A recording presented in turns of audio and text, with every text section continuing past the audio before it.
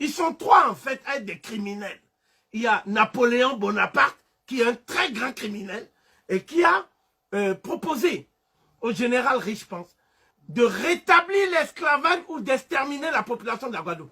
Il ne faut pas qu'ils reviennent en France sans avoir exterminé la population de la Guadeloupe en cas d'échec en matière de rétablissement de l'esclavage. Parce qu'il ne faudrait pas qu'il y ait encore un autre Haïti. C'est lui qui est aujourd'hui, si vous voulez, présenté comme la fierté de la France partout dans le monde.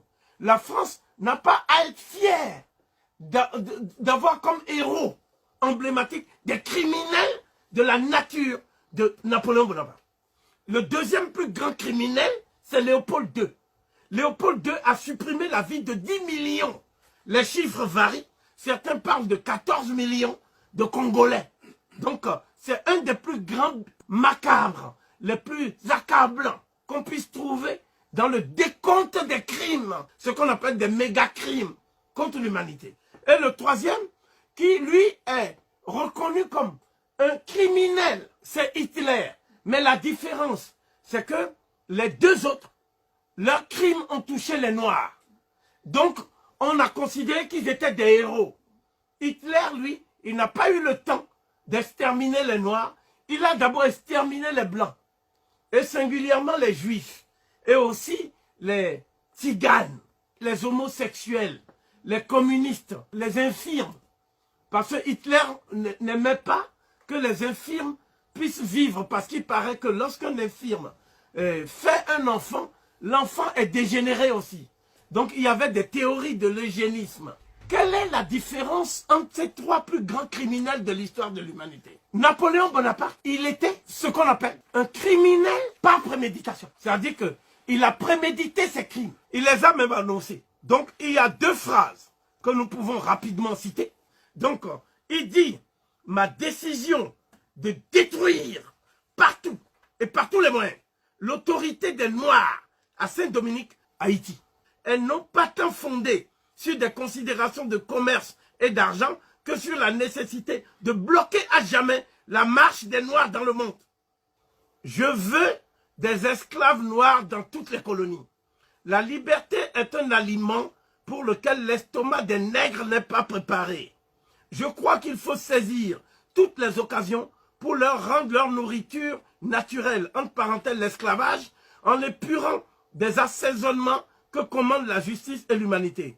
Je crois qu'il faut envoyer une force militaire considérable en Guadeloupe, non pas pour la réduire à ce qu'elle était, mais à ce qu'elle doit être et à ce qu'elle n'aurait jamais dû cesser d'être. Donc voilà comment parle Napoléon Bonaparte. Nous disons que le plus grand criminel de guerre de tous les temps, c'est Napoléon Bonaparte. Sur la base du nombre de vies supprimées par lui. Il a volé l'argent de la traite négrière grâce à Joséphine, l'impératrice. Donc c'est Joséphine qui a financé sa carrière avec l'argent de la traite négrière. Donc cela doit être connu de tous, parce que c'est un faux héros. Ce n'est pas un héros, c'est un anti-héros, et c'est un criminel de guerre de la pire espèce.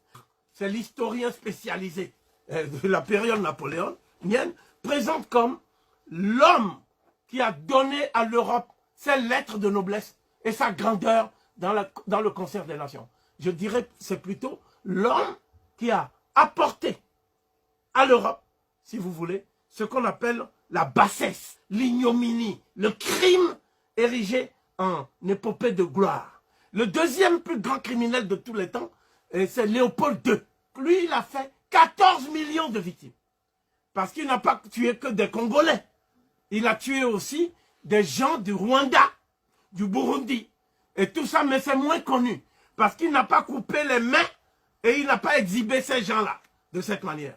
Donc, l'autre criminel de guerre, qui est effectivement un monstre de la même ampleur que Napoléon Bonaparte et Léopold II, c'est Hitler.